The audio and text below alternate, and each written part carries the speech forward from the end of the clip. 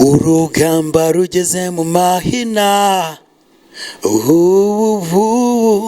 warurwanya uruhereye mu mizi. Iminwa y'abadukwenaga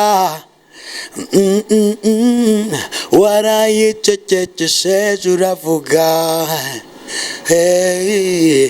Nanjye nahawe ijambo, wabubuye ko byemewe na nyiri ijambo. Nanjye nahawe ijambo, wabubuye ko byemewe na nyiri ijambo. Umutima wanjye wawujuje amashimwe, akanwa kanjye nakukuzuza indirimbo. Aho byari bigoye waratabaye, warakoze mwami.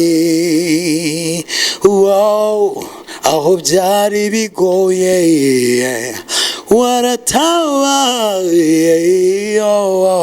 warakoze mwami. Ndagusuhuje kandi guhaye ikaze kuri Impamba Nyayo TV. Ngushimiye ko utangiye aka kanya kutwumva ndetse no kutureba ku mashusho. Njyewe uvugana nawe aka kanya nitwa Hozana The Sax. Tuzajya tubagezaho ibiganiro by'iyobokamana, ibyigisho ndetse n'ubuhamya butandukanye, byose bikubiye mu iyobokamana. Ndetse nanone uzajya ubasha kubona filime nziza yitwa Impamba. Nizere ko uzayikunda kandi uzabasha kuyisangiza bagenzi bawe. Iyi ni Impamba Nyayo TV, yabyawe na The Sun Studio. Ni studio ikora amashusho n'amafoto ku buryo bwiza kandi bugezweho.